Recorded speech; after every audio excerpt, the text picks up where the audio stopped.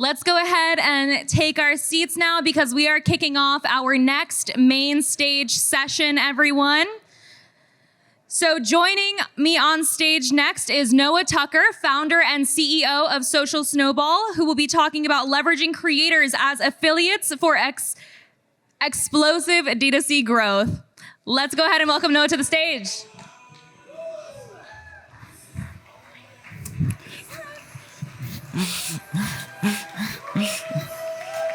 Thank you, Mia. How's it going, everybody? My name is Noah. I'm the founder of Social Snowball. For those of you who haven't heard of us, we are the all-in-one word-of-mouth marketing platform for e-commerce, making it easy to build, scale, and automate your affiliate, influencer, and referral marketing programs. And today, I'm very excited to share with you guys how to escape the serial killer of e-commerce brands. This serial killer is in the room with us right now. It's going to follow us all home after the event, and it's even going to watch us while we're sleeping tonight. And the serial killer's name is rising acquisition costs.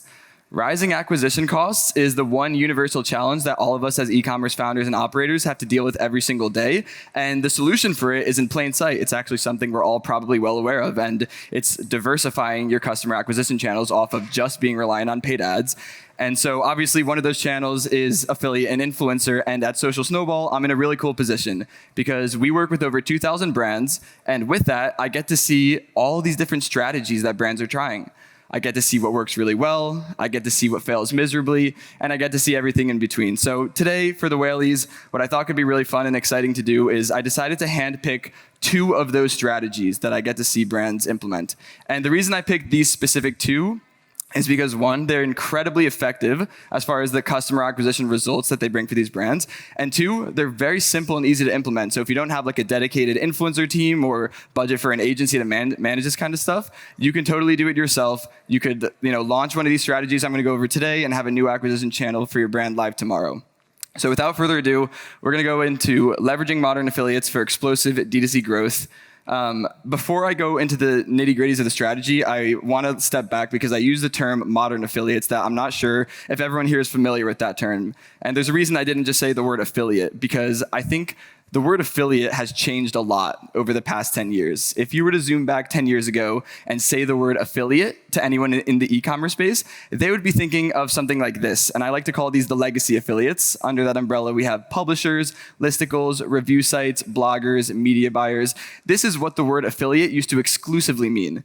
They look something like this. We've all seen this, right? If you search something like top Father's Day gifts, you'll see all these different publisher, listicle, review sites. They all have just a bunch of different products with affiliate links. This is obviously an affiliate, and this is an important affiliate channel, but it's undeniable to at least acknowledge that this is a very, very different channel than what I like to call the modern affiliate. And there's a new type of affiliate that brands are partnering with that's gaining popularity, which I call the modern affiliate. And under that umbrella, we have influencers, creators, ambassadors, and even your own customers can be very effective affiliates. And that looks something like this. I'm sure we've all seen a social media creator posting content, with a product and using affiliate links. This is very familiar. And today I just want us to all agree that these are 2 very different channels. And today I'm going to just be focusing on the modern affiliate channel. So they're 2 very different channels. And so let's dive into the first strategy. So the first strategy I call manufactured short form virality. So going viral as a brand is obviously something we all aspire for. When you go viral, it's great, right? You get a ton of impressions, you get a ton of site traffic, and if you did it right, you even get a ton of sales. But going viral also feels like striking gold. It seems completely out of our control. It seems like just getting lucky. And that is how it used to be for a long time. But recently, with the rise of short-form content platforms that I'm sure we're all extremely familiar with, going viral is actually a lot more predictable than it's ever been before. So much so that brands have actually figured out how to leverage creators to go viral consistently on these short-form platforms to the point that this is a predictable customer acquisition channel for their brand. So before I go into how to execute this, I want to show you guys an example of what this looks like in the wild. So there's a brand called Tabs Chocolate. Maybe some of you guys have heard of it. If not, it's literally a sex chocolate brand, like actually chocolate you eat that gets you going. Pretty crazy. And they executed this strategy incredibly well. So I'd like everyone to do a favor, and I'm being very serious right now. Please open up TikTok on your phone and search Tabs Chocolate.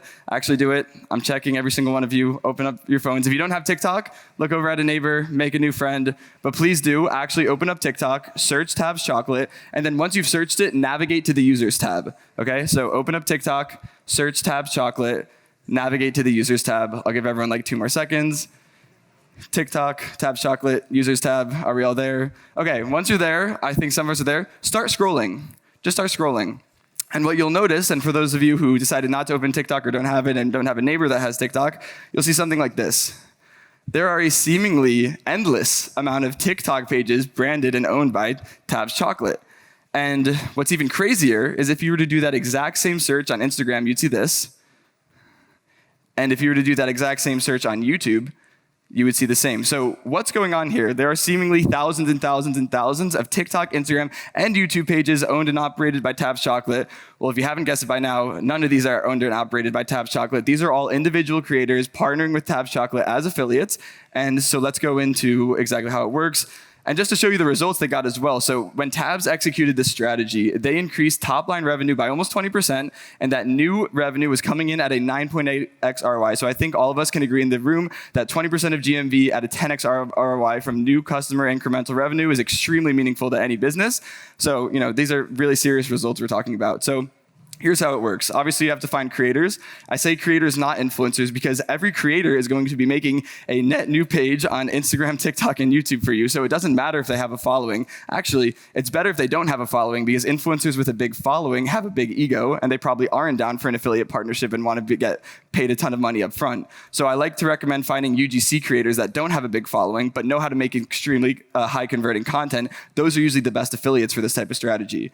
So each creator, like I said, is going to make a new page branded as your brand on Instagram, TikTok, and YouTube, right? The 3 main short form platforms. You're going to onboard them to your affiliate program. This is their incentive. They're going to have a code and link that they could share that they're going to use in their bio and all their posts. This is extremely important, of course, or else they have no reason to want to do this. You're going to educate them on high-performing content for your brand. So you're probably running meta ads. Maybe you've partnered with other influencers previously. You know what works. You know what doesn't work. So teach them what works and give them that head start. So when they start creating content, it's more likely that it'll go viral faster. And then the creators will start making that short-form content. So you'll have like a requirement that maybe they have to post like once or twice or 3 times a day on these branded pages. And then if you do it enough, the posts will go viral. It's not that they might go viral. When you have the numbers right, and I'll go over the numbers for this in a second, posts will go viral. And so let's do the math on this exactly, okay? I want to start with something very realistic that's all in our grasp. Let's say you're not partnering with a lot of creators right now, so let's use smaller numbers because I want to show you guys how powerful this could be. So let's say you start a program with 50 creators, okay? That's very realistic for everybody, hopefully. 50 creators all making 3 new pages on Instagram, TikTok, and YouTube, right? So 50 creators all making 3 pages. That's 150 new pages for your brand going out into the internet. And let's say as a requirement, you want to have these creators posting 3 times per day. So you're going to be gifting them product. They could film some themselves. You're also going to give them a content bank of other high-performing content so they could chop that up and use that as well. If you have 50 creators, 150 pages, and they're all posting 3 times per day and then repurposing those posts that they're making across all 3 channels, that's 450 posts for your brand going out into the internet per day. 450 posts per day with a 50 creative program. The sheer number of this, like this, the results that come from these types of numbers, posts simply will go viral. They will. It's just the way these short form platforms work. The only reason posts wouldn't go viral is if your creators are all terrible, so don't work with terrible creators. Other best practices, you want to make sure you're constantly, this is a continuous feedback loop. You're getting your best performing content that other creators are making, and you're showcasing that to every other creator so that they could learn what's going viral versus what's not. Maybe 5 of your 50 creators are crushing it and going viral and making a ton of affiliate commissions, and they're super happy, but the other 45 haven't cracked the code yet. Send them, create a Discord group, send them emails showcasing what's working versus what's not. They're only going to be motivated. This is a performance-only partnership. They're only going to be motivated if they think they could earn. So you want to make sure you're showcasing the success of the program to the rest of the affiliates. And then once you find what's crushing, like once you have content that works, it works well on these short form platforms, it's going viral consistently, you scale this horizontally. You add more creators. We looked at what the numbers checked out to be when you have 50 creators. You could just do some mental math on what that looks like for 50, 100, or even thousands like Tabs Chocolate had. And then, of course, a great side effect of a program like this is you get an unfathomable amount of content. So this content, you could obviously request usage rights, reuse it in your emails, your paid ads, whatever you need content for. It's just a great side effect of this acquisition channel. So the second strategy we're going to go over is turning customers into affiliates. And I like this one a lot because it's actually way, way less lift than really any other acquisition channel. It's very set it and forget it. It's pretty turnkey. You build things out and then it kind of just runs on its own. And the results as well are incredibly meaningful, incredibly meaningful. So to go over an example of a brand as well that executed this well, the Pod Company is a really cool brand. They sell ice baths, saunas, all that good stuff. They implemented this strategy and increased top-line revenue by over 150K per month, and that new revenue was coming in at a 31.6x ROI. So 150K a month of incremental new customer revenue at a 30x ROAS, essentially, right? ROAS equivalent. That's obviously meaningful to almost every brand, and I'm not sure exactly what the percentage of GMV there, but it was around 10%, I think, something like that. So very meaningful. So what I want to talk about first is what not to do, because I think a lot of people in this room are probably thinking, well, I have an affiliate program on my website, or I've done a refer a friend program and it was not driving 150K per month at a 30 ROI. And there's a lot of really common mistakes I see brands make when trying to execute this type of program. So let's talk about the customer journey, right? Your customers are clicking on an ad that you probably invested thousands of dollars into producing. That same customer is now landing on a landing page that you probably split tested the position of every button and every little pixel is optimized for, a smooth experience. Then they go through like your 2-click checkout process and now they're a customer. Everything is very tailored towards them. It's very smooth, it's seamless. And that's the customer funnel, but the bottom of that funnel is advocacy. And if we expect our customers to actually become affiliates and share our brand in a meaningful way that's enough scale to matter, we have to maintain that same level of optimization throughout the funnel, which ends in advocacy. So if you expect that same customer that just went through the smoothest, cleanest, perfectly optimized checkout experience ever to then after they purchase, navigate back to your website, look for a link in your footer navigation that says affiliate program, fill out an application form that's off-brand and uses confusing terms like cookie duration, and then wait for someone on your team to manually go in and approve their affiliate account one by one, for only then to start getting their tracking link or discount code to be able to share, you cannot expect to have a high customer to affiliate activation rate. Customers are used to a smooth experience with your brand that can't stop at advocacy. So here's an example of a smoother experience. What if instead of jumping through those hoops, what if every time a new customer placed an order on your store, before they even made it to the order confirmation page, you were able to take their order data from Shopify checkout and use that to automatically create them an affiliate account, automatically generate them a custom tracking link or discount code with their name in it, and then give all of that information to them natively on the thank you page by the time they complete their purchase so they could start sharing instantly. The result, as I'm sure you could guess, is a much higher customer to affiliate activation rate, which at scale can turn this into a really meaningful channel. The second pitfall I see a lot of brands fall into is something that's very familiar. I just made this up on Canva. This isn't a real brand, but we've all seen those give 5, get 5, or give 10, get 10, refer a friend programs.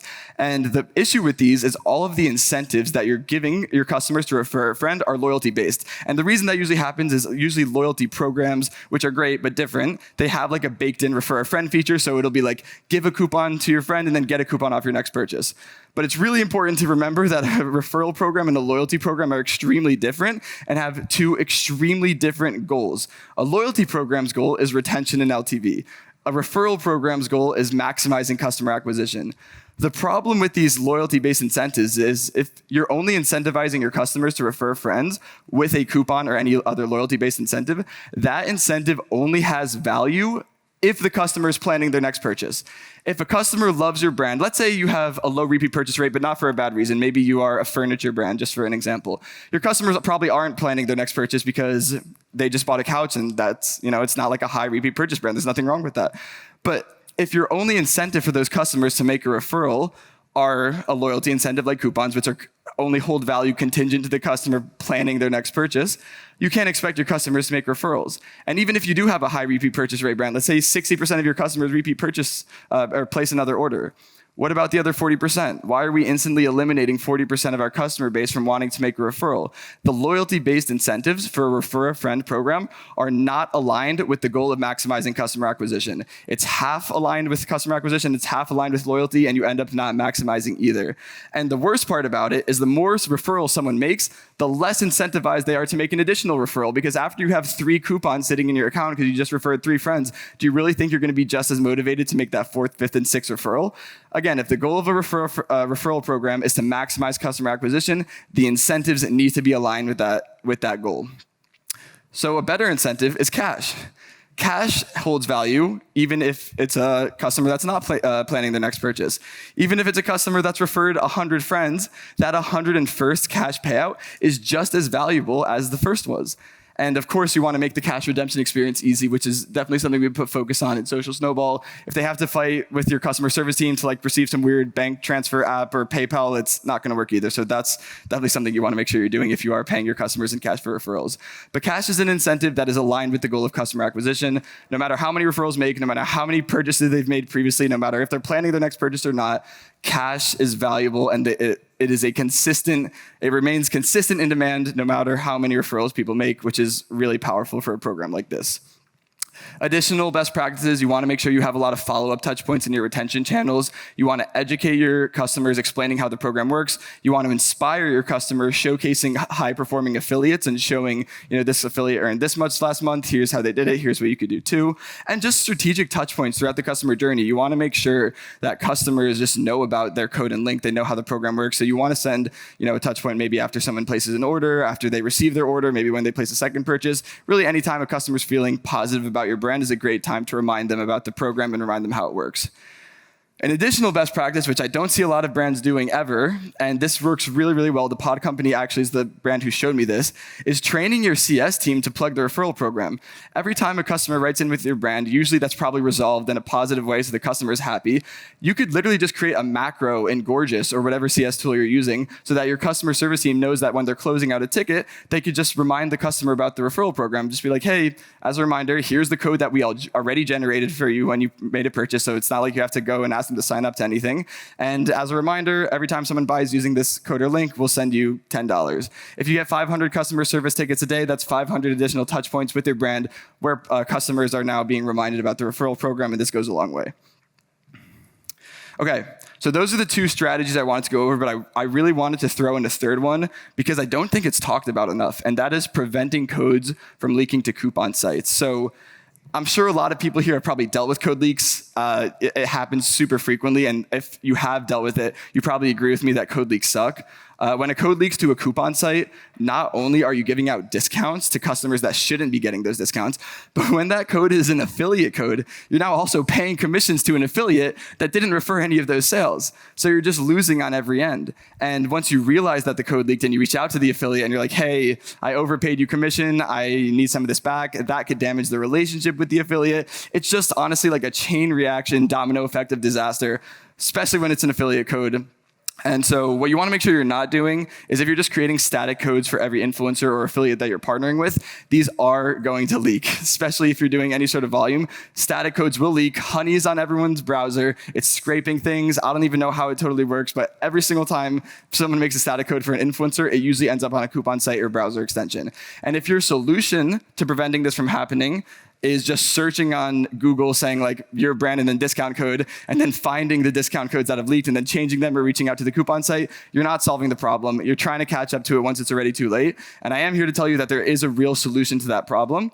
And the solution is called Safe Links. So for those of you who haven't heard of Safe Links, it is essentially a coupon code alternative. It is a coupon code replacement. It allows affiliates to share a discount to their audience without the risk of a code leaking to a coupon site. So basically, the Safe Link itself, it just looks like a normal affiliate link. You could shorten it, customize it like any affiliate link. So affiliates, instead of saying, use my code for a discount, they'll say, click this link or swipe up for a discount, something like that. And so how it works, though, is every single time a shopper clicks on that link and gets taken to your storefront, in real time, a unique single-use discount code will be generated from your Shopify and given to the shopper to use during their shopping session. So if I'm an influencer and I post my, click here to get a discount or swipe up to get a discount, and Pia clicks on my Safe Link and gets taken to the storefront, in real time, a unique single-use code will be generated for her and given to her, and then she could use it. But if Jean clicks on the same link, a different single-use code will be generated for her when she gets there. So every single customer gets a unique single-use code. Me as the influencer, I still have a mechanism that allows me to share a discount at scale with my audience. All the customers still get the same discount. But if any of those codes were to get picked up by Honey or any other coupon site, it doesn't matter. They're literally all single-use codes, so they're worthless. They're valueless to these coupon sites. So just to show you an example one, this is one from Avi that I made. It's literally just looks like a normal affiliate link. You wouldn't be able to tell that it's any different. You could shorten it, customize it, landing pages, UTMs, everything you want. We could do really cool things like personalize the shopping experience of referred traffic while still staying native to the brand. So for example, we could have like a pop-up that says affiliate name sent you and then a discount. That's pretty cool, helps with conversion rate and just personalizes that shopping experience of referred traffic. And then if you were to click on that redeem coupon button, in real time, a single use code will be generated from the brand Shopify, given to the shopper, auto-applied at checkout. They could go ahead and get the discount to make a purchase. And if that code were to get picked up by Honey, great, doesn't matter. And so, thank you. So those are the 3 strategies. I also wanted to mention very quickly, if you guys are interested in any of these influencer strategies, but you think like finding influencers and finding new creators is going to be too much of a headache, we have something really cool that I'm really excited about, and it is our new AI-powered influencer search and discovery tool. So basically, this just allows you to find brand fit influencers and contact them at scale. So you could literally search with natural language like vegan moms in LA who post about green juice or something, and it'll actually find influencers that match that search using AI. It works incredibly well. We've tested this a ton. So if you're interested in this, find me after. I mean, it's coming to every Social Snowball dashboard pretty soon, but if you want to get into beta, definitely hit me up. And I also wanted to give everyone the opportunity, if you are interested in implementing any of these strategies, I literally just made a HubSpot form last night. It's super simple. Just give us your email. Our team will reach out to you. Like I said, we do this for 2,000 brands, and we'd love to help you do the same. It works really well, and I think we're in a time where everyone needs a new acquisition channel, so I'll give everyone another second there. And if you missed it, I'll just be over there so we can talk later. And thank you guys so much.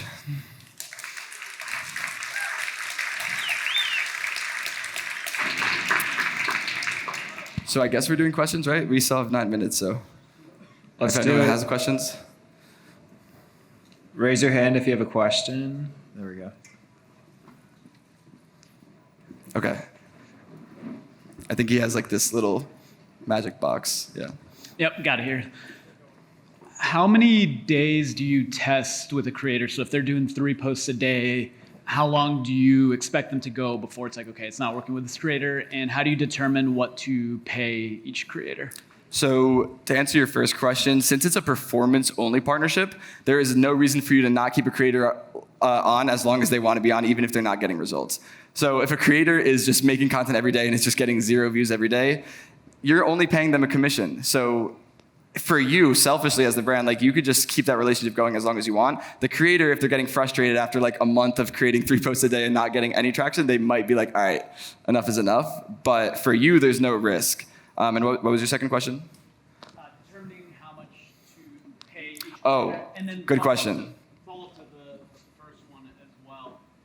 So do you do agreements with each creator individually, and do you set a minimum? Okay, you have to do at least 5 days or at least 10 days, so they don't just... Yeah, there's no harm in doing that. I wouldn't say that's a must. I think if you find creators that maybe you already have a relationship that have done UGC for you and they want to also be affiliates for you and earn extra money, you don't necessarily off the bat need an agreement like that. That forces them to stay committed, because you really do want it to be. It's a performance-only partnership, so you don't want to be asking for too much. You want to just be look, this is a cool opportunity for you. Try it out. Keep them motivated, but you don't want to say you have to do it for at least 2 weeks, because that could also discourage some people. And then to answer your second question, because that was a really good one, you want to be very competitive with your commission rates. I think a lot of brands make the mistake of paying too low of commissions, and I like to make the comparison of the commission you're paying is essentially it should be right around your paid ads target CPA. So if there's a cost you could spend to profitably acquire new customers, that's what you should be basing this off of, not what's the lowest I could get away with, because it's like manual bidding, right? If you give a higher commission, you're going to get more sales because you're giving an incentive to Facebook to these individual creators that are going to be more motivated. So definitely be on the generous side, and I'd like to think of it as your paid ad CPA target. Yeah. Common. Okay, yeah.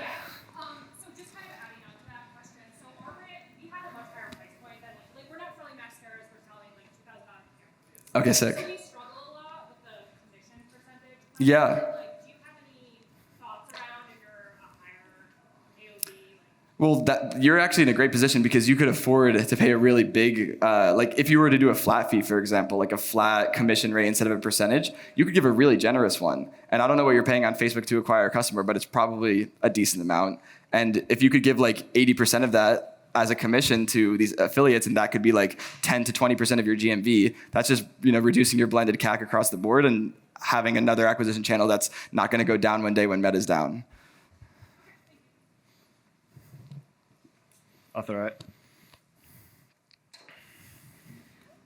What is your response to brands who might be worried about diluting their brand or brand perception from having so many creators creating under their name? Great question. I think it's all about every brand is different. I think it's all about the messaging that you have. Like are you talking about for bringing your customers into the affiliate program? Yeah. Yeah. If you do it without taste, for certain brands, it could definitely feel spammy. So you want to make sure that the messaging that you're using in every touch point, you obviously have full control over that. So like that thank you page feature that I had on the previous slide, you could customize that language to match more the tone of your brand. And it doesn't have to say earn cash by sharing. You could say like spread the love or something. Like there's different ways to pitch it to your customer base so that it's not as like sell this for me, not as direct. I think every brand should has their customers as advocates already if their customers are liking the products, and having this incentive structure and automating the turning customers into affiliates is just pouring fuel on an already burning fire. So if you could figure out the messaging that resonates with your customer base, which you probably already have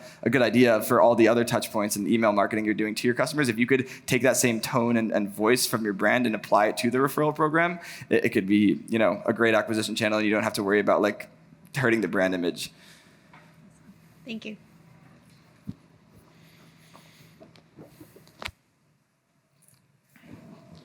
Anyone else? Here we go.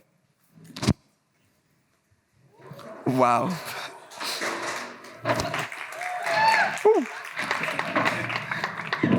No, it's on. Great.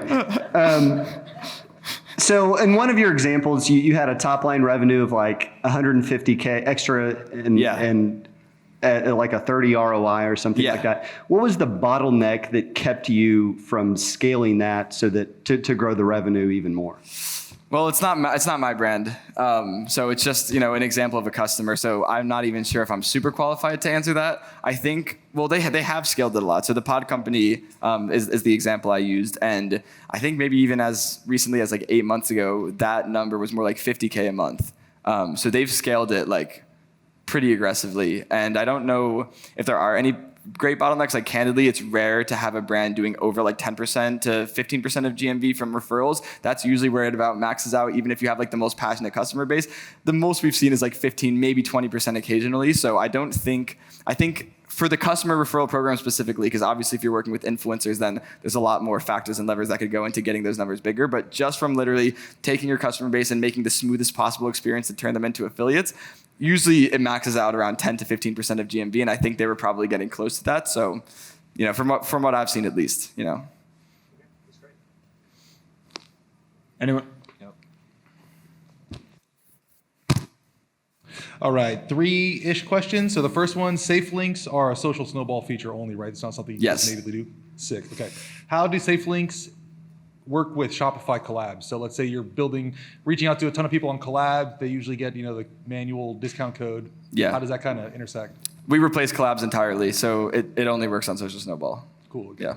And then the last one is, how do evergreen store discounts conflict with creator discounts? So Good usually question. there's a first-time customer discount, a million other random discounts. Yeah. I'm assuming the best strategy there is to only maybe offer new customer discounts and then do Definitely. holiday sales, and then just scrub all other discounts off the site so that you could actually give that power to the influencers? Yeah, I would say you want to make sure it beats whatever influencer, the incentive that they are sharing. You want to make sure that beats any welcome offer you have on your website would be a very important one. If you're saying, okay, your influencers are posting, oh, get 10% off with my safe link, and then they go onto the website and see it pop up for 15%, you can't expect attribution to be too accurate in that situation. That'd be the biggest mistake I'd say to avoid. But yeah, when you're doing a big holiday sale, usually what our brands will do is they'll just change the programs and communicate this to the affiliates that during this period, either you're sharing this new discount or your links don't have a discount associated with them, and then we're going to switch it back.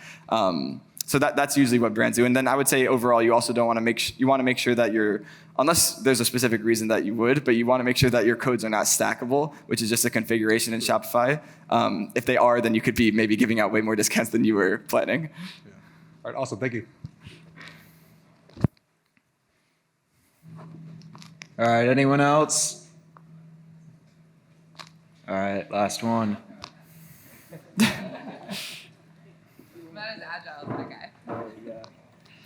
If you already answered this question, sorry for asking again, but how do you partner with agencies who potentially would pitch this to clients? Yeah, that's like a huge channel for us. For like Social Snowball, we partner with a ton of agencies and we help them offer this as a service. That's like a big thing we do. So yeah, if that's something you're interested in, we should definitely talk about it. But a lot of brands, if they're relying on your agency for acquisition, then they, when the time is right to diversify those acquisition channels, they would also want the agency to be the partner that they trust to do that. So it's honestly been like growing a ton. Like there's new agencies that have, or not new agencies, there's a ton of agencies that have been around for a while offering more like traditional services that are now offering influencer, which has been really cool to see.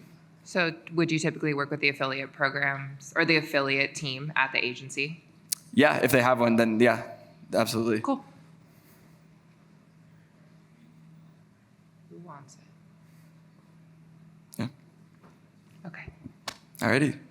Thank you.